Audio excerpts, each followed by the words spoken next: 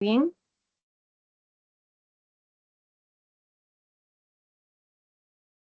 Sí, sí se observa. Ok, genial. Bueno, entonces ahora sí vamos a darnos pase a lo que es embrio como tal, ¿no? Esto es parte del índice, lo que vamos a tocar. En primer lugar, quiero hablarles un poquito acerca del curso y ya después vamos a comenzar con la primera sesión de embriología, que es genética médica. Ok, ¿por qué es necesario que nosotros repasemos un poco de lo que es embriogenética? Porque como saben, en este curso se abarcan dos aspectos, ¿no? Genética para el parcial y embriología para el final. La embriología abarca desde la tercera hasta la octava semana del desarrollo. Y durante este pequeño lapso, que es el primer trimestre de embarazo prácticamente, se desarrollan todos los órganos del cuerpo humano. Órganos que ustedes quizá también van a estudiar a la par junto con anatomía e histología, ¿no? En histología vemos la especialización celular, en anatomía parte de lo que es el fenotipo ideal, que ahora estaremos hablando también un poco de esos conceptos. Pero en embriología es eh, qué tuvo que ocurrir para que podamos obtener esto a nivel adulto, ¿no? Que es lo que vemos los médicos como tal altamente relacionado con genética porque para que pueda formarse cada sistema hay una interacción de genes, una interacción de ADN, que quizá un poco también lo han visto en lo que es biología.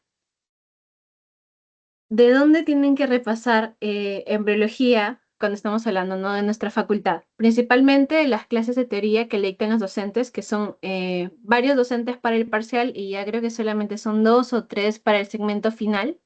Aparte, las lecturas que les brindan en seminario, que más que todo hablan de lo que es malformaciones. Por ejemplo, si en su clase de teoría vieron sistema cardiovascular, lo más probable es que para seminario vean malformaciones del mismo sistema, ¿no? Las teorías se basan en estos dos libros, principalmente en el Langman, pero pueden complementar tanto el Langman, que está aquí, como el Moore, porque si algo que no les queda claro en uno, lo pueden revisar en el otro, ¿no? En genética, si hay una mayor bibliografía, lo que les recomiendo es que se guíen netamente de su teoría. Otra cosa que quizá ya saben de Embrio es que manejamos lo que es teorías, seminarios y prácticas y todo es complementario. La parte de parcial es genética, lo que les aconsejo es que la aprovechen bastante para poder tener una buena base para el final, ya que todo el segmento desde la semana 8 hasta la semana 14 es desarrollo embrionario, o sea, la formación de cada uno de los sistemas y también las primeras 3 semanas del desarrollo lo que es fecundación, cómo se empieza a formar este embrión y ya después hablamos de todos los sistemas en general. Son temas algo extensos porque también se toca lo que es placenta, entonces traten de manejarlo semana a semana, no dejar atrás algunos cursos porque si no se van a llevar con la sorpresa de que tienen que estudiar mucho material para el examen final. Y ya, por eso traten de tener una buena base, un buen colchón en su parcial para que puedan ir más tranquilos y también, bueno, de eh, hacer malabares para poder manejar tanto anato, histo y embrio a la par, ¿no? Y ahora sí, chicos, eso sería parte de lo general respecto al curso, lo que deben saber antes de tomarlo. Y ya ahora sí vamos a ir con el primer tema, que es genética médica. Lo que les digo, ¿no? Las primeras clases netamente son de genética. Y ya, sin más, vamos a comenzar. Ok, para empezar a hablar de genética, tenemos que saber qué es genética como tal, ¿no? Obviamente. Así que la genética en sí la podemos describir como una rama de la biología, la cual, como su propio nombre lo dice, va a estudiar lo que son los genes. Los genes son aquellos que tienen toda nuestra información, lo que nos hace ser nosotros, lo que nos hace tener las características humanas y que nos veamos como se supone deberíamos vernos, ¿no? Eso es lo que llamamos fenotipo. ¿Por qué es importante la genética? Porque nosotros no somos un resultado al azar, sino que hay toda una herencia que viene de generación en generación, que hace que, por ejemplo, una persona tenga los ojos azules, yo tenga los ojos color café, que una persona parezca de diabetes tipo 1 y que yo no la padezca, que yo sea más propensa a padecer glaucoma y otra persona no. Por eso en medicina tenemos que estudiar genética porque tiene que ver en prácticamente todo. La explicación de cómo se muta un gen y eventualmente eso más adelante va a desencadenar una enfermedad en una persona, ¿no? Entonces, Lo tenemos que ver sí o sí porque nos va a ayudar a establecer diagnósticos, predecir diferentes riesgos, si una mujer embarazada tiene mayor probabilidad de tener un hijo con síndrome de Down o no, y también para poder diseñar diferentes tratamientos. Hay una gran cantidad de ramas de la genética en sí, que son todas las que pueden ver por aquí. Este curso, en la parte del parcial, principalmente se enfoca en las que están resaltadas. Les voy a hacer un poquito de zoom. Ok, ya. Principalmente se enfoca en las que están aquí resaltadas, que es la genética clásica, que seguramente la han visto pues desde el colegio o también un poquito en biología, que tiene que ver con las leyes de Mendel, ¿ok? Algunas enfermedades que se transmiten de forma dominante, otras que son recesivas, que son típicas de padres consanguíneos. Después tenemos lo que es la citogenética, de la cual vamos a hablar bastante en esta clase. La citogenética está directamente asociada a lo que son cromosomas. Al cromosoma véanlo como la estructura principal para la genética, ya que dentro de él se almacena toda la información del ADN. Luego tenemos lo que es la genética molecular, que es como si le hiciéramos un zoom a nuestro ADN, y eso quizá lo han visto un poquito pues, en lo que es biología. Ahí hablamos de lo que son pues, las bases nitrogenadas en sí del nucleótido, como un cambio en estas bases nitrogenadas puede generar alteración en la formación de proteínas. Luego tenemos lo que es la genética bioquímica. Esto más que todo tiene que ver con parte de metabolismo, funcionamiento de algunas enzimas y ya muchas otras más. De aquí, ¿qué les puedo resaltar? Por ejemplo, la farmacogenética, que es el estudio de cómo nuestro ADN va a influir en el tratamiento que recibamos. Un medicamento no va a actuar igual en mi persona que en otra. Eso es farmacogenética y está explicado pues por las bases del ADN. Después también tenemos lo que es la inmunogenética, que es la respuesta del sistema inmune y cómo ésta puede variar de persona a persona y entre otras más, ¿no? Pero bueno, no se vayan a olvidar las más importantes de aquí, que son las tres primeras. Y ya, como les digo, les voy a hablar un poquito más de citogenética, o sea, cromosomas. ¿Qué es un cromosoma? ADN más histonas. Si no recuerdan qué son histonas, pues prácticamente es proteína que va a envolver y empaquetar a todo este ADN. El ADN es una enorme hebra, quizás si lo recuerdan, ¿no? Una hebra de doble cadena y ahí se encuentra toda la información que se va a encargar de codificar proteínas que ayudan pues a lo que es nuestro metabolismo. Por ejemplo, en este cromosoma puede estar lo que es la proteína de la lactasa que nos va a ayudar a procesar la leche que ingerimos, ¿ok? Se tienen que codificar de acuerdo a necesidad. Pero este material es tan extenso que la célula no lo puede tener así totalmente abierto. Es por eso que lo empaqueta en un cromosoma, que es este, ¿ok? Y es así que toda la información va a estar almacenada hasta que la necesitemos y pues ahí es donde va a ser utilizada, ¿no? En total, nosotros tenemos 23 pares de cromosomas. ¿Qué quiere decir? Que contamos con 46 cromosomas, pero cada uno tiene su parejita, ¿no? O sea, van de la mano. Cromosoma 1 con cromosoma 1, cromosoma 2 con cromosoma 2, y así en total 23 pares. Eso es lo natural y a estos podemos clasificarlos en diferentes tipos, ¿ok? Aquí, para que sea una idea, esto es más o menos cómo luce un cromosoma.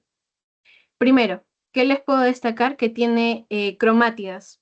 Las cromátidas son estos bracitos de aquí,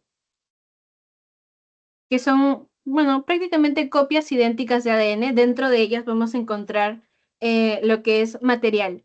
Pero, ¿qué sucede? ¿Cuál es la peculiaridad? Si se dan cuenta, aquí en el centro tiene un punto de unión, digamos que es el ombligo del cromosoma. A ese ombligo lo vamos a llamar centrómero y va a dividir a estas cromátidas y a la vez las va a unir en el centro, ¿ok? Va a dividir en dos brazos. Un brazo P, que es el brazo de arriba, y un brazo Q, que es este bracito que se encuentra hacia abajo. Quiero que vean el cromosoma como una personita prácticamente. ¿Ok? El brazo P serían los bracitos y el Q son las piernitas, para que se ubiquen, ¿no? Y el centrómero, les repito, es el ombligo, que va a unir estas dos cromátides. ¿Ok? Entonces, de acuerdo en qué punto está localizado este centrómero, vamos a nombrar a nuestro cromosoma. Por ejemplo, si está ubicado justo en el centro, como ven aquí en la imagen, va a hacer que el brazo P sea de igual tamaño que el brazo Q.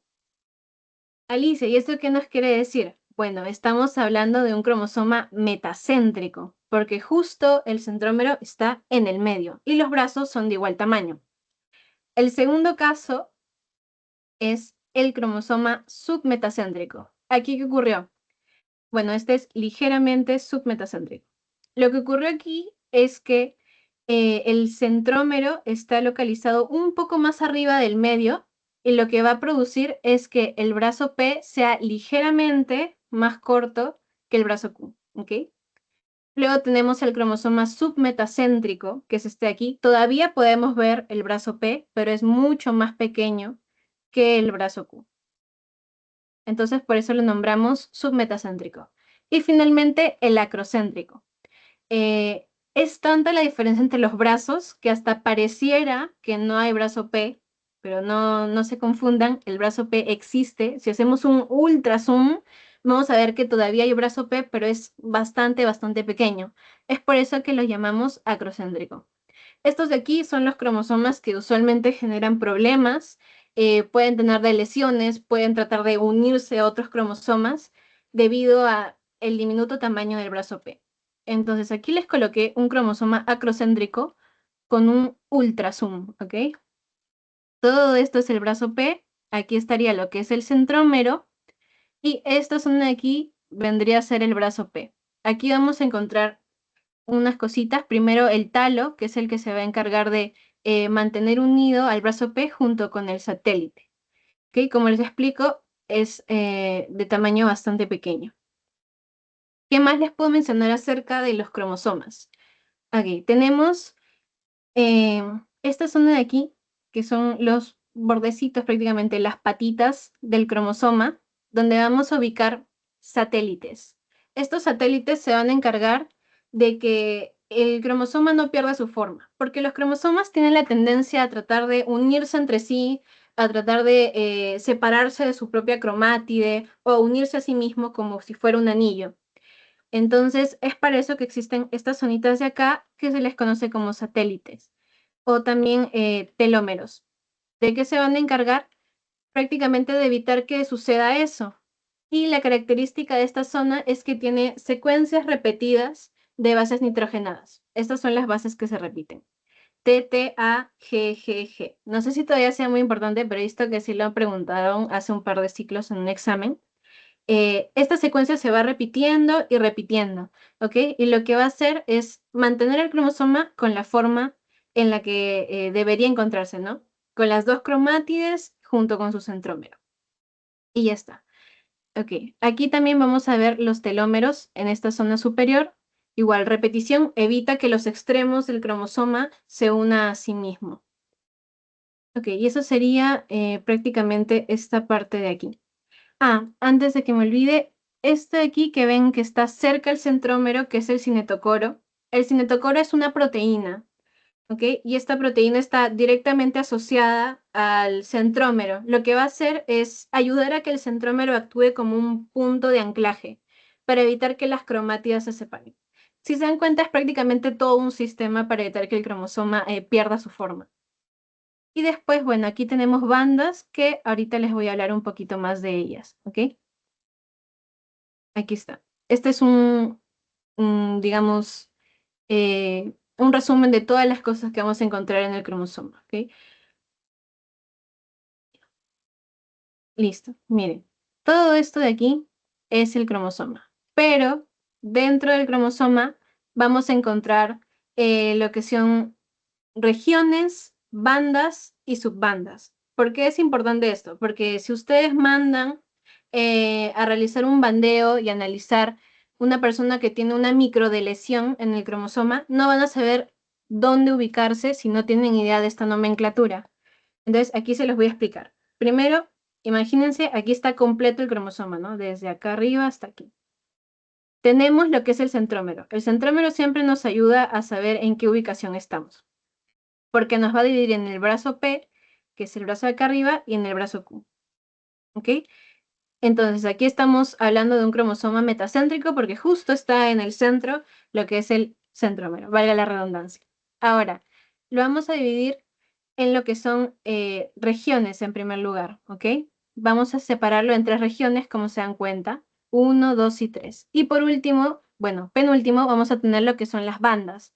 Dentro de esta región hay separaciones. Esta es la región 1, la región 2, 3 y así sucesivamente.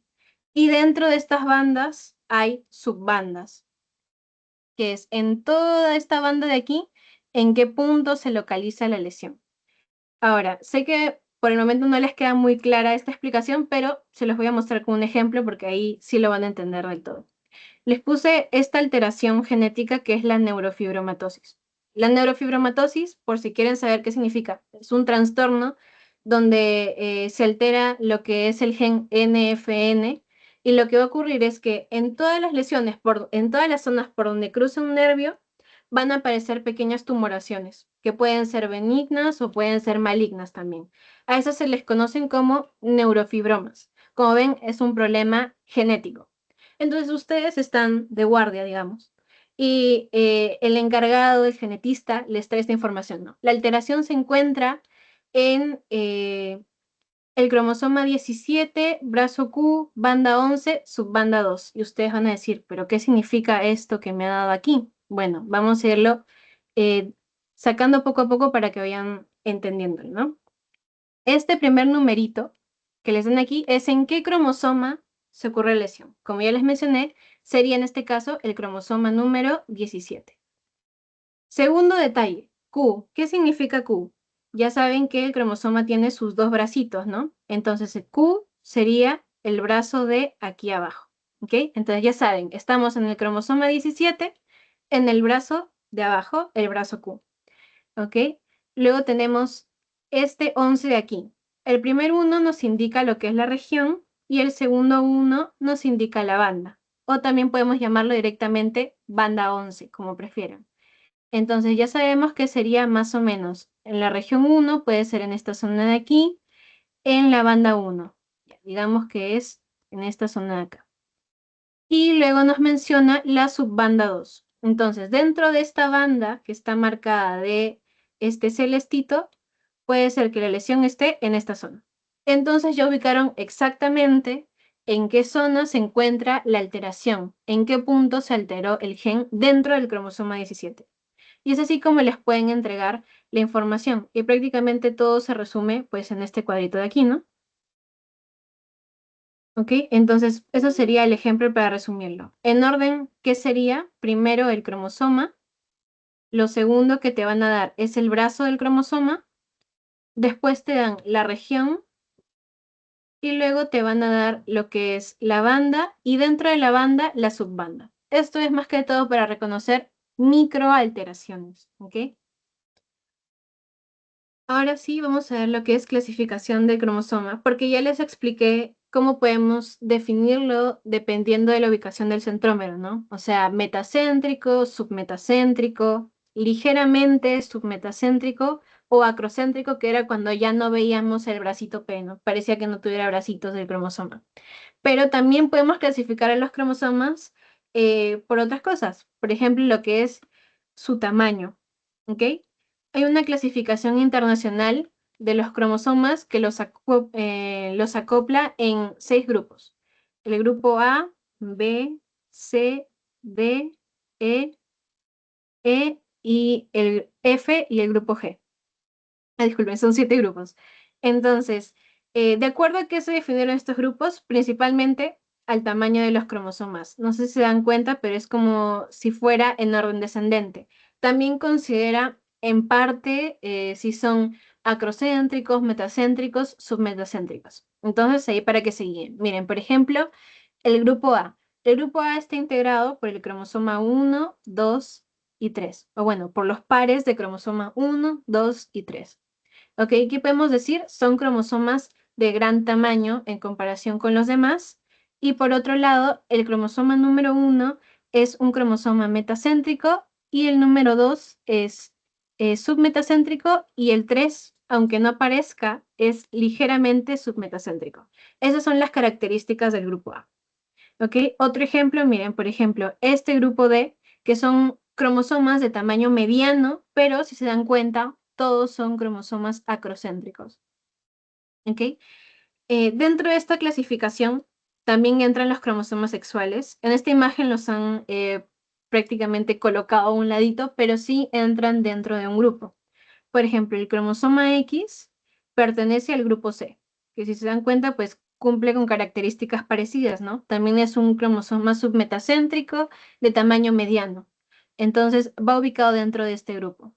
¿Por qué les menciono esto? Porque esto también típicamente lo preguntan, ya que a veces cuando ven las imágenes de su teoría, no están ubicados los cromosomas, pero sí se menciona en las clases. Y luego está el cromosoma Y, que es un cromosoma de tamaño bastante pequeño y se le considera dentro del grupo G, que son los cromosomas más pequeños, también, como les mencioné, los que provocan más problemas, ¿no?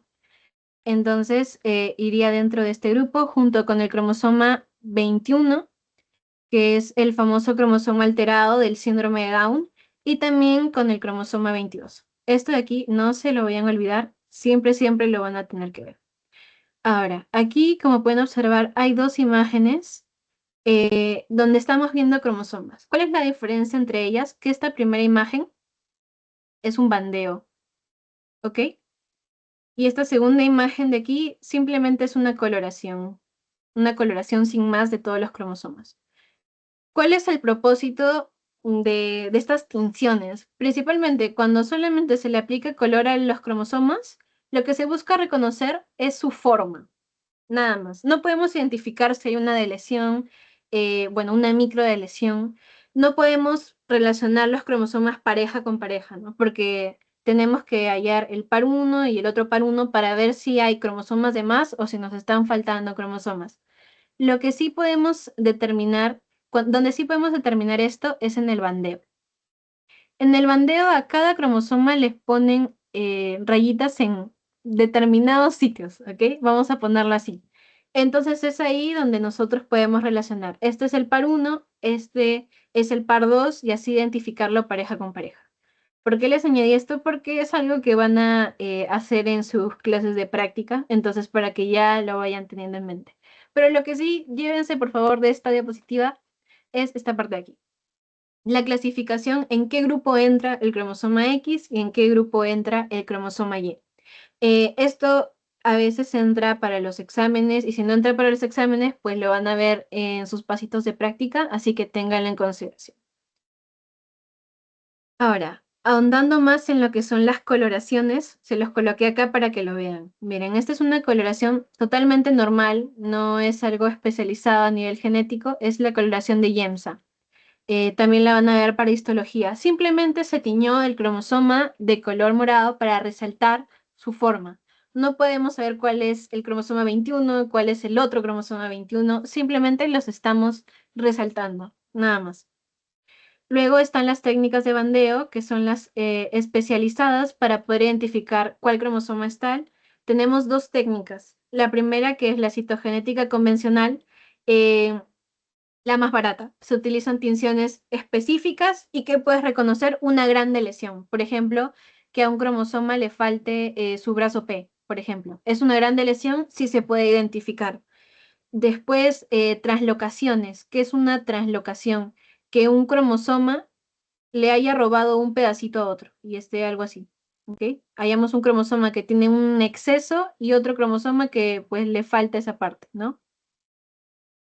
Y ya, solamente se pueden determinar alteraciones que son altamente evidentes a simple vista. O también, por ejemplo, que haya un exceso de cromosomas, más de 46 o que haya menos de 46. Ok, tenemos estas técnicas que son las bandas G, Q, C, las bandas R y las bandas NOR. Esto ya lo van a ahondar un poquito más en lo que es su teoría. Luego está lo que es citogenética molecular. Ya si hablamos a nivel molecular, pues entonces no es algo que se vea a simple vista, sino es de alta precisión para determinar microdelesiones, como el ejemplo que les puse de la alteración de neurofibromatosis, este aquí, donde estábamos viendo exactamente dónde ocurrió la lesión o dónde está la alteración, para eso nos sirve la citogenética de tipo molecular, ¿ok? Evidentemente es más cara porque estamos utilizando técnicas de biología molecular para analizar en sí el ADN a alta precisión, para determinar dónde hubo una mutación puntual, dónde se alteraron ciertas copias de ADN. Entonces, para eso es la citogenética molecular. ¿Ok? En Perú no se realiza este tipo de bandeo. Tenemos lo que es el FISH clásico, el MFISH, el SKY y el CGH. Aquí para que se hagan una idea les coloqué el ejemplo de los bandeos. ¿Ok? Este es un bandeo G. El bandeo, pues, uno de los más comunes que siempre se utiliza. Entonces, ¿qué sucede? Cada cromosoma se tiñe de una forma especial, así que uno puede determinar qué cromosoma va con cuál pareja, ¿no? Entonces, así se organiza y tenemos lo que es el cariograma.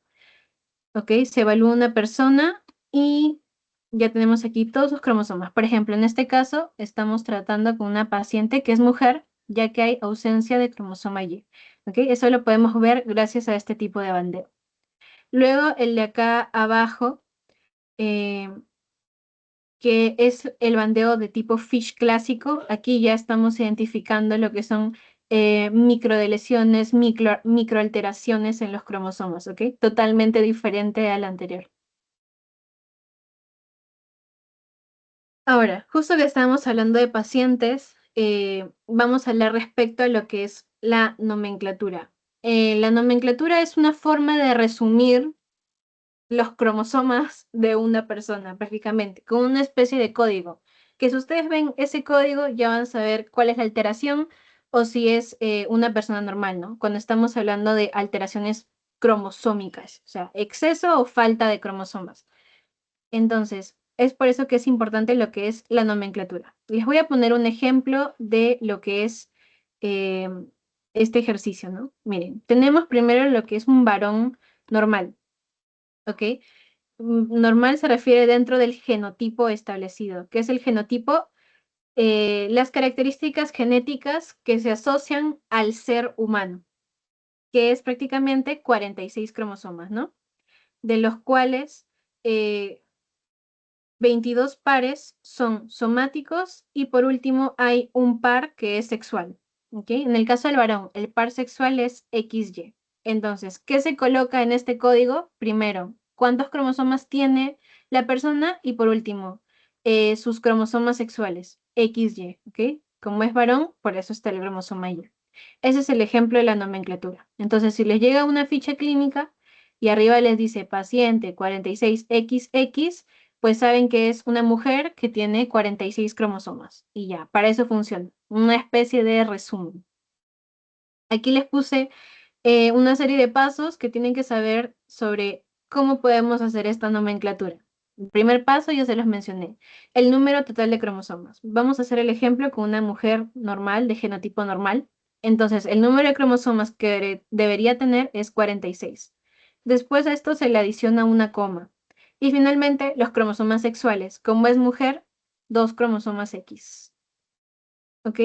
¿Qué sucede si hay una alteración numérica? Porque hay, por ejemplo, algunas aneuploidías, ahora les explico ese término, unas trisomías en donde va a haber más cromosomas. O también hay algunos casos en los que nos faltan cromosomas, ¿no? Entonces, si estamos tratando con una anomalía, seguimos los mismos pasos. Vamos a ver primero lo que es el síndrome de Down. ¿Ok? Les doy un poco de trasfondo porque todavía no lo han visto. El síndrome de Down es una trisomía. ¿Qué quiere decir que sea una trisomía? Que en lugar de haber, es una trisomía del 21. O sea, en lugar de haber dos cromosomas 21 que forman el par 21, va a haber tres. ¿Ok? ¿Se acuerdan de ese cromosoma que era súper pequeñito? Este de aquí. En total van a haber 3 cromosomas 21. Por eso se le llama trisomía. ¿Cómo lo explicaríamos en la nomenclatura? Nos vamos por pasos, ¿ok? Si hay un cromosoma extra, ya no tendríamos 46, tendríamos 47. Digamos que estamos tratando con un paciente que es varón. Entonces colocaríamos los cromosomas sexuales que se mantienen. Vendría a ser XY. Y para cerrar, añadimos otra coma y después tenemos que especificar dónde está el exceso, ¿ok? Entonces sería más 21 porque hay un cromosoma 21 de más. Y eso sería como se establece la nomenclatura. O sea que si ustedes leen una ficha que les menciona 47 XY más 21, saben que es un paciente que tiene un exceso de cromosoma varón y más 21, nos quiere decir que es una trisomía del 21, ¿no? Y ya, y ahí lo pueden ver directamente. Aquí les coloqué ejemplos, los voy a desarrollar para que les quede mucho más claro. Okay. Por ejemplo, lo que es el síndrome de Patau, que ya lo vamos a ver en unas diapositivas. Esta es una trisomía, de nuevo, del cromosoma 13. Entonces, digamos, por ejemplo, que esta es una paciente mujer, ¿no? Estaríamos hablando de un 47, porque hay un exceso de cromosoma, XX, porque es mujer, y más 13 porque el exceso está en el cromosoma 13. Y ya lo tendríamos. Ahora, para este otro ejemplo de aquí, que es el síndrome de Klinefelter. ¿Qué ocurre en este caso? Un varón con Klinefelter es un varón que en lugar de tener un solo cromosoma X, como es lo normal, un cromosoma X, un cromosoma Y, va a tener doble cromosoma X. En este caso, ¿cómo lo expresaríamos? Tendríamos que colocar 47 porque tiene un cromosoma de más y primero colocamos los cromosomas X. Siempre se colocan primero los cromosomas X, ¿ok? Como tiene Klinefelter, tiene dos. Entonces, cromosoma X, cromosoma X. Y como es varón, cromosoma Y. Y así se explicaría este síndrome. Cuando son alteraciones en los cromosomas sexuales, se coloca ahí directamente. Y ya estaría esta parte que es de nomenclatura. Ahora hablaremos un poquito de la parte de lo que es cromatina sexual. ¿Qué es en sí la cromatina sexual? A la cromatina sexual también se le conoce como corpúsculo de Barr. Sabemos que en el caso de todos los mamíferos hembra hay un aporte de cromosoma X tanto del padre como de la madre, ¿no? Así, por ejemplo, dentro de todos los pares de cromosomas, de los 23 pares, uno es aportado por el padre, otro es aportado por la madre. Entonces, en este caso tenemos el aporte de doble X, ¿ok? Pero hay un proceso que se le conoce como la ionización. Se llama así porque fue acuñado por esta mujer que es Mary Lyon. Entonces, ¿qué ocurrió en este proceso? Uno de esos dos cromosomas X va a quedar inactivado, ¿ok? Mientras que el otro es el que va a mandar, digamos, y es el que va a dar el aporte con todo lo que es el material genético. Entonces, la ionización ocurre de manera aleatoria. No hay una preferencia por el cromosoma del padre o por el cromosoma de la madre. Puede ser totalmente al azar. Puede estar inactivado tanto el de la madre como el del padre. Pero sí o sí tienen que inactivarse porque solamente puede haber un cromosoma X totalmente funcional. ¿Ok? Esto ocurre más o menos en lo que es el día 18 y ocurre en todos los mamíferos hembra en todas sus células somáticas. ¿Cómo lo vamos a encontrar? Si vamos a la parte de microscopía, miren, por ejemplo, esta es una celulita de un frotis bucal de una mujer, evidentemente, y hallamos este pequeño lunarcito que está acá al lado, ¿ok? Esa sombrita tan pequeña que podemos ver ahí es el corpúsculo de Barr o la cromatina sexual, como prefieran decirlo ustedes, ¿ok? Es el cromosoma X que quedó ahí condensado. En todas las células somáticas en interfase lo debemos encontrar si realizamos una tinción, ¿ok? ¿Cómo ocurre este proceso? Prácticamente, como les estaba mencionando, tenemos, por ejemplo, el cromosoma X proveniente del padre, el cromosoma X proveniente de la madre, y en el día 18 aproximadamente se activa un gen, que es el gen CIST. Típica pregunta de examen. Sí he visto que viene bastante este de aquí. El gen CIST, que es este de acá. ¿Ok? ¿Dónde se encuentra? Ahí tienen la ubicación. Eh, a ver, se las digo. ¿Ok? La ubicación es en el cromosoma X, brazo Q, ya saben. Aquí le pueden decir banda 13 o si prefieren región 1, banda 3. y subbanda 2, ¿ok? En esa zona se encuentra el gen CIST. Y lo que va a hacer es prácticamente pintar completamente al cromosoma que desea que quede inactivado. Y es así que solamente va a quedar uno que es el que va a mandar, digamos, ¿no? Eso no quiere decir que el otro cromosoma no cumpla ninguna función. Sí tiene ciertas funciones, pero son menores al otro cromosoma X, ¿ok? Hay un tamaño en el cual debe tener esta cromatina sexual y es de aproximadamente 0.7 hasta 1.2 micras, ¿ok? Si lo vemos en la microscopía, si es menor a 0.7, se va a ver como un puntito muchísimo más pequeño, y si es mayor a 1.2 micras, se ve como una mancha mucho más grande. Por eso, lo ideal es que se mantenga dentro de este rango, lo normal. Ahora, otras cosas que deben saber respecto a la cromatina. La cromatina en sí está conformada por lo que es ADN e histonas, ¿no? Esto está dentro de todo este material. Va a estar conformada por diferentes tipos de histonas a nivel molecular, ¿ok? Este complejo es altamente importante porque tiene una gran cantidad de lo que son proteínas, o sea, aminoácidos, arginina, lisina, eh, y las histonas se van a ir distribuyendo a lo largo de esta cromatina en forma de pequeños paquetes que van a ir enrollando el ADN, así como observan en la imagen de aquí. Estas bolitas enormes son las histonas y están enrollando a esta hebra que viene desde aquí, que no es nada más y nada menos que el ADN, ¿ok? Es una forma de empaquetarlo. Ya tenemos estos subtipos de histonas que son las que van a conformar la histona H2A, H2B, H3, H4. ¿Por qué no está la histona H1? Porque esta se encuentra por fuera, en la periferia de todo este proceso. Y ya está. Otra cosa importante respecto a la cromatina, como les digo, se encarga de lo que es empaquetamiento de todo este material, así que vamos a tener dos tipos de cromatina, la heterocromatina y la eucromatina.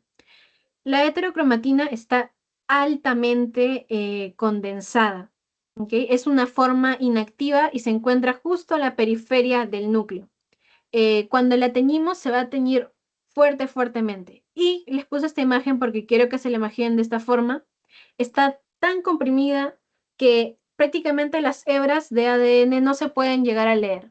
Es por eso que, pues, digamos que es material perdido, ya que no se puede replicar. La célula no puede leer lo que está ahí, es por eso que no traduce nada, ¿ok? Es por eso que les puse este Ginomen, para que se imaginen que es la cromatina que está altamente condensada. ¿Ok? Es por eso también que es inactiva. Tenemos dos tipos de heterocromatina. La primera, que es la constitutiva, esta digamos que es relleno, no tiene un material relevante para ser replicado genéticamente, ¿ok? Es por eso que solamente suma espacio, pongámosle así.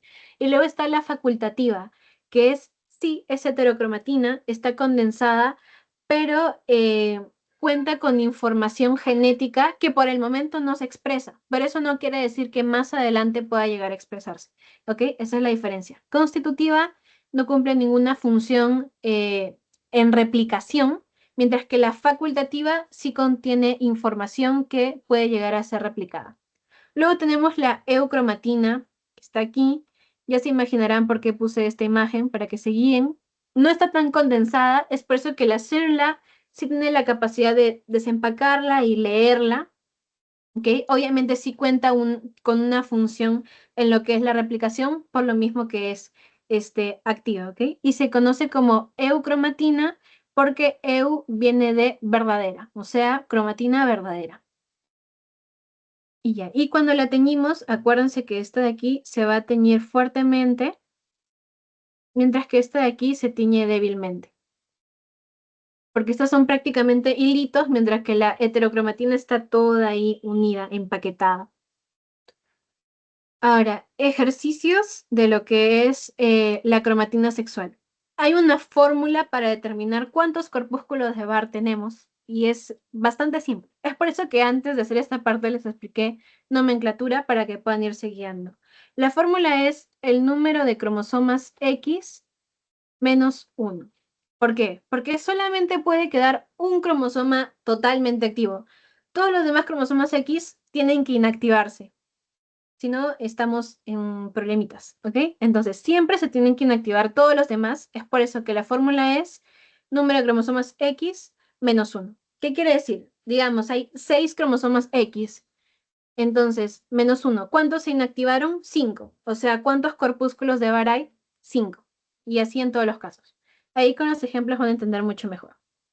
A ver, mire. Primer ejemplo. Lo que es el síndrome de Turner, que estamos tratando con un 45X0. Aquí ya lo pueden leer a la perfección. 45 viene de 45 cromosomas. ¿Y por qué tenemos X0? Porque lo que nos está faltando en este síndrome es un cromosoma X. ¿Ok? Entonces, si seguimos nuestra formulita, número de cromosomas X menos 1, aquí tenemos un cromosoma X menos 1, ¿cuánto nos queda? 0. O sea, no hay corpúsculo de Barr presente. Luego, el segundo caso, que es la trisomía del 47. A ver, aquí vamos a tener 47 cromosomas. En este caso hay 3 cromosomas X. ¿Cuántos corpúsculos de Barr tendríamos? ¿Alguno sabe?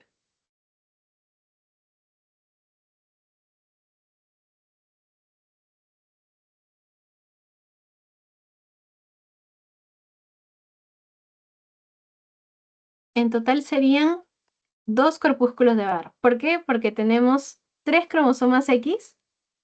Entonces, si le restamos 1, que es la formulita, 2 corpúsculos de Barr. Y se vería pues en la imagen así, ¿no? Como se dan cuenta es una alteración, por eso es una trisomía, ¿ok? Entonces, continuamos. En el síndrome de Penta X. Síndrome Penta X tenemos 5 cromosomas X, ¿ok? 49 cromosomas en total. Bueno, eso no es lo que estamos viendo ahorita, pero 5 cromosomas X. Entonces, ¿qué es lo que ocurrió aquí? ¿Cuántos corpúsculos de Barr hay? Sería 5 menos 1, 4. Ya está. 4 corpúsculos de Barr presentes. Y ya está. Así sería prácticamente. Este ya lo mencioné antes, el síndrome de Klinefelter. Hay 2 cromosomas X, entonces solamente habría un corpúsculo de Barr. El síndrome XXXXY, hay 4 cromosomas X. Entonces, por ende, menos 1, vamos a tener 3 corpúsculos de Barr. Ahorita lo digo. 3 corpúsculos de Barr. Luego tenemos a los hombres XYY, ¿ok? En este caso no nos estamos fijando en los cromosomas Y porque no tienen absolutamente nada que ver con la cromatina sexual, lo que es el corpúsculo de Barr, así que solamente nos enfocamos en el cromosoma X, ¿ok? En este caso sería 0 porque si le restamos 1 no queda corpúsculo de Barr. Y finalmente lo que es el síndrome de Noonan. El síndrome de Noonan alberga muchas alteraciones a nivel genética por alteraciones específicas en zonas donde hay genes. Sin embargo, en el cariotipo total no hay una alteración. Es por eso que es 46XY, aparentemente un varón sano. Pero cuando hablamos de cromatina sexual, seguimos con lo mismo, ¿no? Como tiene el cariotipo aparentemente normal, 46XY igual sería un X menos 1, 0. No hay corpúsculo de Barr. Y ya, eso sería en parte de los ejercicios. Estas preguntas no, en los exámenes no es como que se las hagan directas como ejercicio, sino que lo ponen englobado en enunciados de marca lo verdadero o marca lo falso. Entonces, por ahí más o menos ya lo pueden sacar, como ven, la fórmula es bastante simple. Ahora, lo más sustancial de la clase, que son las anomalías cromosómicas. eh, En sí tenemos dos tipos, anomalías numéricas y estructurales. Les aconsejo que vean este cuadrito porque eh, los va a perseguir un poco durante la parte de genética. No tanto esta zona de aquí, sino más que todo esta parte que tiene que ver con anomalías estructurales y anomalías numéricas. Así que vamos a ver, empezando por lo que son las anomalías numéricas, porque las estructurales las van a ver en las siguientes clases. ¿Qué tienen que tener en consideración? El ser humano debe contar con 23 pares de cromosomas, o sea, con 46 cromosomas en total. Vienen por, digamos, por juegos, por paquetes de cartas, ¿ok? Entonces, en total nosotros tendríamos dos paquetes de cartas. Un cromosoma 1, un cromosoma 1. Un cromosoma 2, un cromosoma 2. Dos paquetes de carta. ¿Cuándo ocurre una euploidía? La euploidía se genera cuando tenemos paquetes en exceso o paquetes que nos faltan. ¿A qué me refiero con esto? Que la forma en la que sube o baja es por múltiplos de 23, múltiplos de un paquete completo de un juego cromosómico. Entonces, si estamos hablando, por ejemplo, de una monoploidía, que es este ejemplo de aquí, es porque solamente tenemos un paquete. O sea, solo hay 23 cromosomas, no 23 pares, 23 cromosomas. Un cromosoma 1, un cromosoma 2 y así sucesivamente. Obviamente, todas las euploidías son los casos extremadamente graves e incompatibles con la vida también y que tienen una mayor repercusión en la parte del genotipo, ¿no? Luego tenemos las poliploidías. Cuando hablamos de poliploidías son excesos de juegos cromosómicos. ¿A qué me refiero? Tres paquetes de juegos cromosómicos, por ejemplo. O sea, tres cromosomas 1, tres cromosomas 2, tres cromosomas 3 y así sucesivamente. Tetraploidía. Tetraploidía es cuando hay cuatro juegos cromosómicos, o sea, cuatro de cada uno y así. Esas son las euploidías, ¿ok? Cuando van subiendo en múltiplos de 23. Luego tenemos lo que son las aneuploidías. En las aneuploidías ya no estamos subiendo en múltiplos. Puede ser que hay un cromosoma de más o un cromosoma de menos, de cualquiera de los 46 cromosomas que tenemos en total, ¿no? Entonces, las oligosomías, ¿a qué se refieren? Prácticamente oligosomía viene de poco. Oligo significa poco. Entonces, hay menos de 46 cromosomas. Mientras que en las polisomías hay más de 46 cromosomas. ¿Ok? Entonces, en el caso de las oligosomías tenemos lo que es la monosomía. O sea que de los 23 pares que hay, nos falta uno en un par. Y luego está la nulisomía, que es cuando nos falta el par totalmente. Por ejemplo, que no haya par 8 o no haya par 9, ninguno de los dos. ¿Ok? Y ya, en las polisomías tenemos lo que son las trisomías, tetrasomías, pentasomías, polisomías. Trisomías es cuando hay uno de más en un par, tetrasomía, dos de más, pentasomía, tres de más, y polisomía ya es cuando hay pues, más de tres, ¿no? De cuatro a más. Y esos serían todos los ejemplos. Si no les quedó muy claro, ahorita voy a desglosarlo un poquito más.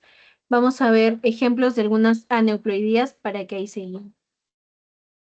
Las más comunes, las que siempre tienen que recordar porque las van a ver toda su vida, porque también son las más típicas, las que tienen mayor incidencia, lo que es el síndrome de Down. El síndrome de Down tiene una alta esperanza de vida. Para hacer una neuploidía, más o menos es entre 52 años aproximadamente.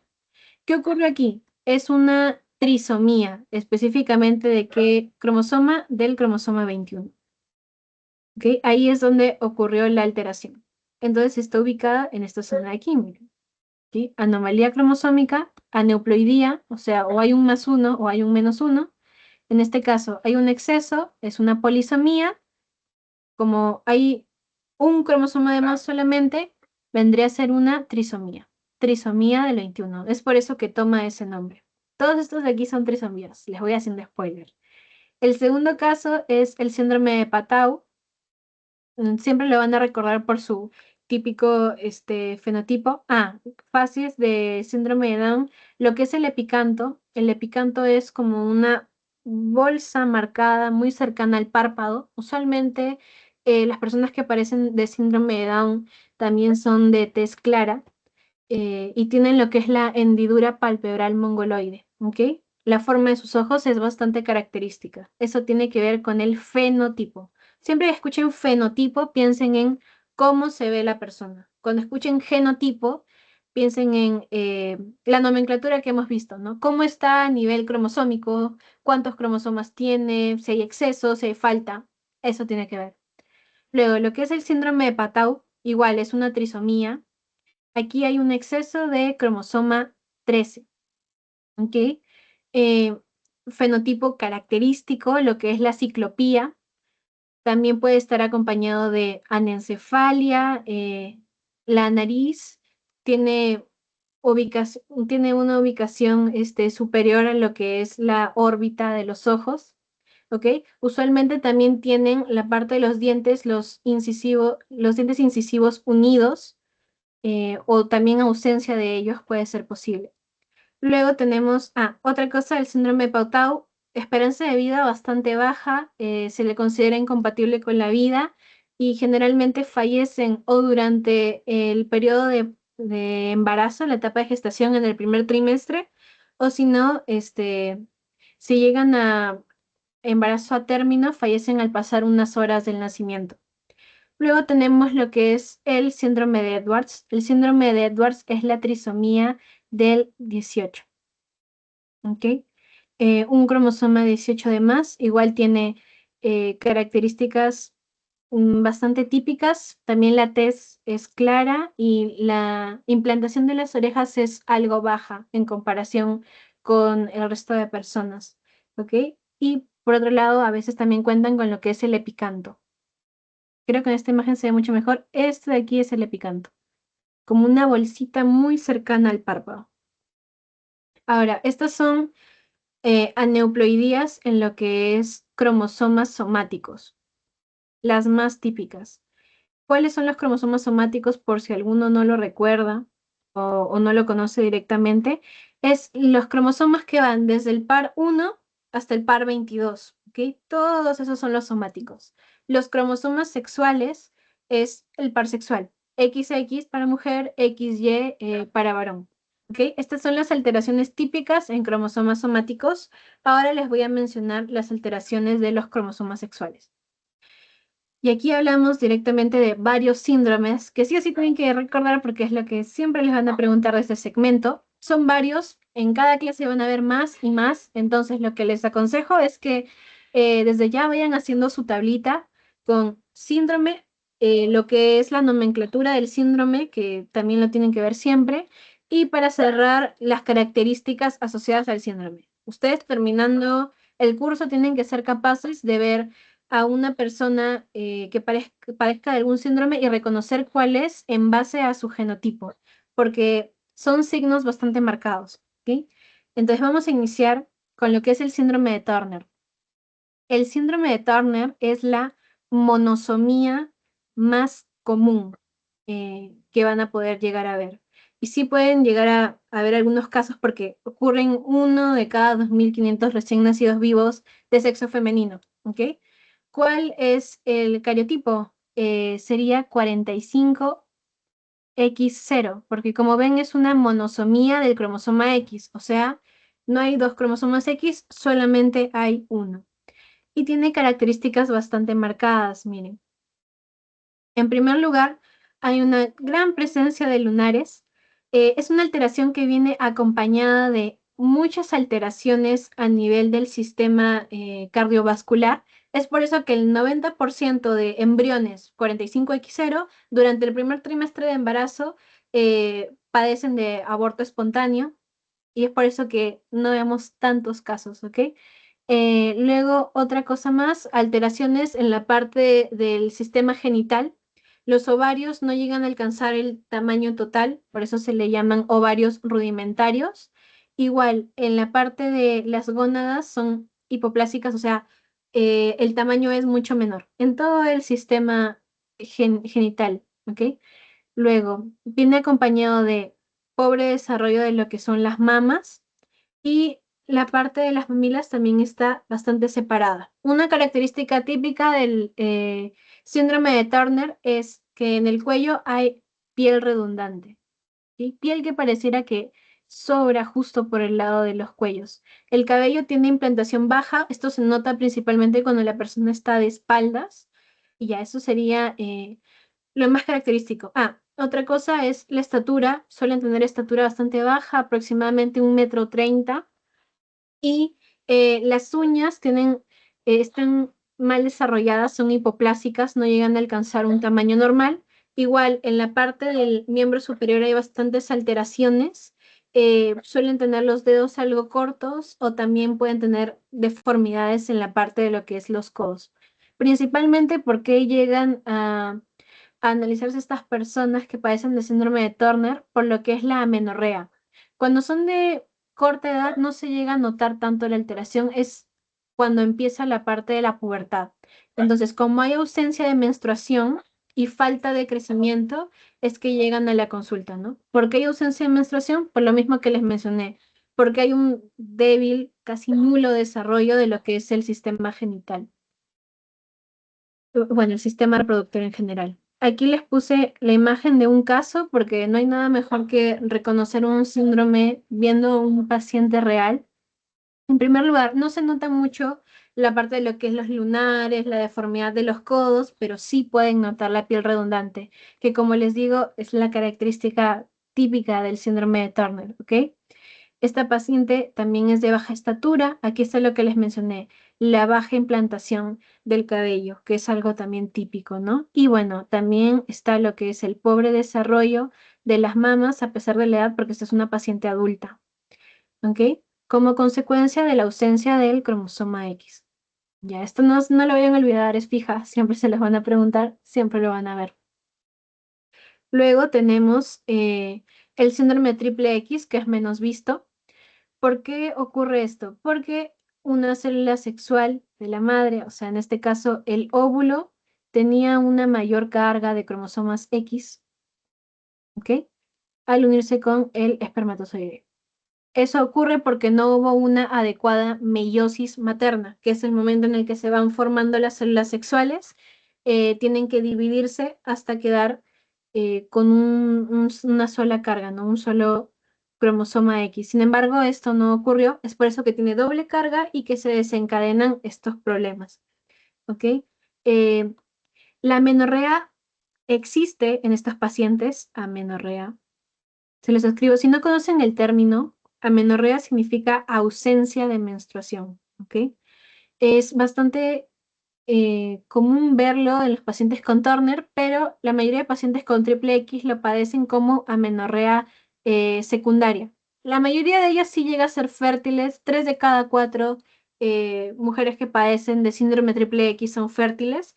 Las principales alteraciones no son tanto en lo que es el genotipo, sino que usualmente tienen alteraciones de conducta, o sea, eh, tienen una mayor tendencia a lo que es la esquizofrenia, al desarrollo de psicosis, tienen grandes problemas de aprendizaje, problemas de comportamiento, ¿ok? Esto de aquí es un feto que no llegó a parto término, que padecía de síndrome de triple X. Luego tenemos el penta X, que sí ocurre, igual por lo mismo, por ausencia de meiosis, en el caso de la madre. Aquí vamos a tener lo que es 5 cromosomas X, ¿ok? Y es evidente la alteración a nivel del fenotipo. Aquí tienen el cariograma para que vean que sirve para diagnosticar estos casos. Como ven, tenemos todos los cromosomas somáticos normales, 2, 2, 2, 2, 2, genial, pero cuando vemos los cromosomas X, 5 de ellos, ¿ok? Entonces, diagnóstico, síndrome de penta X. Igual lo pueden ver por la parte del fenotipo. Aquí tenemos, esta imagen también la van a ver bastante.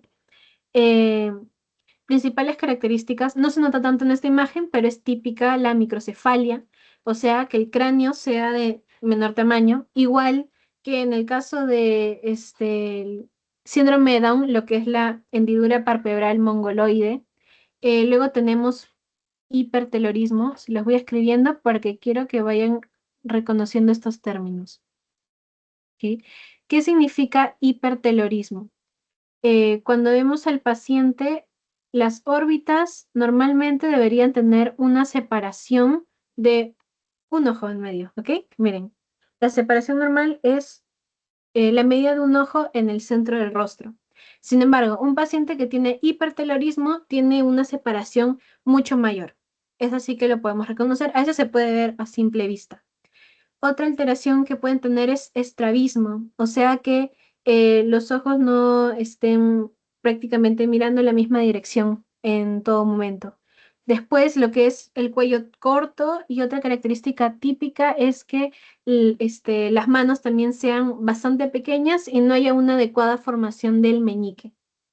Luego, la característica más común del penta X, y esta que también la tienen que recordar, es el pie equinóvaro. ¿Ok? ¿Qué significa pie equinóvaro? Es una deformación del pie donde éste va a tomar una posición hacia el centro y hacia atrás, como observan aquí en la imagen. No está adecuadamente posicionado el pie y eso ocurre durante la vida intrauterina y es típico de pacientes con penta X y se llama así, pie equinóvaro. No lo vayan a olvidar porque también se lo recuerdan bastante. Después tienen alteraciones renales, hipoplasia renal. ¿Qué quiere decir hipoplasia? Que no hay una adecuada formación de los riñones, no llegan al tamaño ideal y usualmente padecen de escoliosis también. ¿Ok? Em, y bueno, aquí tienen otro ejemplo de paciente con penta X. Luego, lo que es feminización testicular. La feminización testicular tiene dos nombres. Este que pueden ver aquí, aunque también se le conoce como pseudohermafroditismo masculino, ¿ok? ¿Por qué pseudohermafroditismo masculino? ¿Por qué no femenino? Si llega la paciente y aparentemente vemos que tiene el genotipo de una mujer. Esto ocurre porque cuando le realizan su cariotipo, su cariograma, analizan todos los cromosomas, se van a dar cuenta que no cuenta con dos cromosomas X, sino que cuenta con con un cromosoma X y un cromosoma Y, ¿ok? Es por eso que se le conoce como pseudohermafroditismo masculino, porque a nivel de cariotipo es un varón, la parte del genotipo, ¿no? Su característica genética, sin embargo, lo que vemos, el fenotipo, es femenino, ¿ok? Características típicas de esto, bueno, obviamente lo que es la ginecomastia bilateral generalmente, y vamos a hallar aparentemente lo que es una vagina, sin embargo, esta vagina no conduce a un útero que después conduce a lo que son los ovarios, ¿no? Sino que va a terminar en una especie de fondo de saco, ¿ok? Es una vagina como si fuera una bolsa que no tiene salida hacia el útero. Otra cosa es que al momento de realizar una palpación en la zona inguinal de la paciente vamos a encontrar gónadas masculinas, o sea, testículos. A esto se le conoce como criptorquídea, término que también tienen que ir abrazando desde ahorita. Eh, la criptorquidia se produce cuando no hay un descenso de los testículos en la vida embrionaria, ¿ok? Y los testículos, en lugar de quedar en el exterior, que es lo que debería ocurrir porque tienen una temperatura diferente, se quedan dentro de la cavidad inguinal o inclusive pueden quedarse hasta a nivel abdominal. ¿Cuál es el problema con que ocurra esto? Que no va a haber una adecuada maduración de espermatozoides para la pubertad, no va a haber un adecuado funcionamiento de los mismos testículos y por ende puede conllevar a infertilidad. ¿Ok? Pero ustedes se preguntarán, ¿cómo es que ocurrió todo esto? ¿Cómo es que tiene características a nivel genético masculinas, sin embargo el fenotipo es femenino? Principalmente se genera porque no hay receptores de andrógenos. ¿Qué es un andrógeno? Testosterona. La testosterona es un poderoso andrógeno que durante la vida embrionaria ayuda a que el embrión empiece a tomar las características masculinas, ¿no? Casi en las últimas semanas del desarrollo embrionario y después juega un papel clave en el periodo fetal y continúa este proceso. Sin embargo, hay algunas personas que carecen de los receptores, entonces, ¿de qué sirve que esté presente la testosterona si nada la va a captar y ayudar a que cumpla su función? Es por eso que tenemos desenlace, ¿no? Y ya está, esas serían las principales características. No se vayan a olvidar de la criptorquidia y, bueno, de la parte del cariotipo que es masculino, ¿no? Luego está el síndrome de Klinefelter, que le conocen como Turner femenino. Eh, Son características bastante claras, aquí lo pueden ver en la imagen. Lo que ocurre en este caso es que vamos a tener un cariotipo de 47XXY. O sea, hay un cromosoma X de más que lo que va a hacer es dar al varón algunas características que se asocian pues con lo que es el fenotipo femenino, ¿no? Principalmente, ante la presencia de este cromosoma X, va a haber una baja en lo que es la testosterona. La testosterona juega un papel clave en darle a los varones todas las características que se asocian con este género, ¿no? Entonces, ante su ausencia vamos a tener lo que es el escaso vello, tanto facial como vello púbico, y el desarrollo de mamas, o sea, ginecomastia. La ginecomastia puede ser unilateral, de un solo lado, o bilateral, de ambos lados. Otra cosa que no tiene tanto que ver con esta parte, pero también está relacionada con el Klinefelter, es un ligero retardo mental. Por debajo de lo normal estaría 10-15 puntos por debajo, más o menos, ¿no? Em, Además, esta ausencia de testosterona juega un papel en la fertilidad porque va a producir lo que es azospermia. Ahí se los escribo. Azospermia o oligospermia. ¿Ok? ¿Qué quieren decir estos dos términos? Bueno, espermia, ya saben, viene de espermatozoides. Entonces, azospermia es que dentro de este semen no va a haber espermatozoides directamente, ¿ok? Solamente va a ser un líquido lleno de proteínas, etcétera, pero no van a haber en sí células sexuales. Sin embargo, la oligospermia, oligo viene de poco, entonces va a ser eh, un semen que tiene una poca cantidad de espermatozoides, no la suficiente para poder llevar a cabo lo que es una fecundación, porque ya saben que tienen que ingresar una gran cantidad de espermatozoides, poco a poco estos se pierden en el proceso y ya es solamente uno el que llega a ingresar al óvulo, ¿no? Entonces, en esos casos, pues sí, puede llegar a haber una infertilidad si hay azospermia o oligospermia, consecuencia de la presencia de este cromosoma extra. Y ya para cerrar, los últimos dos síndromes que deben recordar, el síndrome de Fracaro. El síndrome de Fracaro tiene algunas características similares al Klinefelter, pero está de más decir que tiene una mayor gravedad que el síndrome de Klinefelter, ya que la mayoría de pacientes que padecen de síndrome de Fracaro cuentan con un coeficiente intelectual que representa deficiencia mental, porque es aproximadamente 30 puntos de coeficiente intelectual, ¿no? Tienen bajo peso, baja estatura al nacimiento, pero mientras ingresan en la pubertad, lo más característico es el sobrepeso. Cuentan con epicanto, aquí pueden ver el epicanto, ya saben que es bastante común en diferentes síndromes, y lo que es prognatismo mandibular ya muy típicamente conocido por ustedes como mordida tipo 3, ¿no? Cuello corto y usualmente desarrollan ginecomastia, o sea, crecimiento de mamas. Padecen problemas de fertilidad porque las gónadas, o sea, los testículos, no están desarrollados completamente. Y ya está, eso sería esta parte. Lo que sí podemos destacar del síndrome de Fracaro es que su esperanza de vida es como la de cualquier otra persona que no padeciera de ningún síndrome, y ya está. Este es su cariotipo, 49 cromosomas en total, con 4 cromosomas X y un solo cromosoma Y. ¿Sí?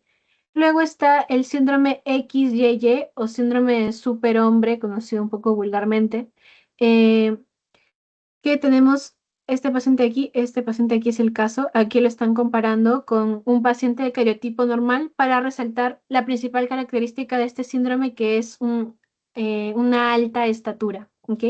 Tienen un desarrollo también bastante acelerado. Los principales problemas de este síndrome tienen que ver con el desarrollo del lenguaje, desarrollo social, generan, bueno, tienen bastantes problemas en lo que es lenguaje, lectura, en adecuarse a las normativas de comportamiento social, ¿no? Lo que sí no tienen problemas en la parte de fertilidad, o sea, las gónadas, los testículos se desarrollan de manera normal y por ende pueden tener una reproducción normal. Y es bastante raro que este síndrome se herede. La mayoría de los hijos de pacientes con síndrome XYY tienen un cariotipo normal, o sea, 46XX o 46XY. Y esas son las principales características. Ahora, la bibliografía, como les digo, para la parte de genética les recomiendo que chequen bastante su teoría, pero esto es lo que yo utilicé. Usualmente siempre me guío para genética de lo que es el Thomson, o si no pueden checar el Emery. Y ya está, chicos. Eso sería todo Si tienen alguna pregunta, me avisen con total confianza. Muchas gracias.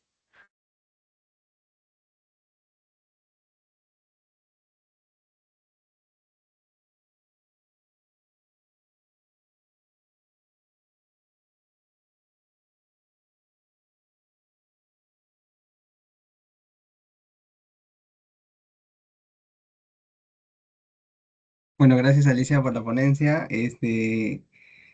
Si alguno tiene alguna duda o quiere saber algún otro más tip de embreo, bueno, como ya dijo al inicio de la clase, lo podría decir con su micrófono o escribirlo también por el chat.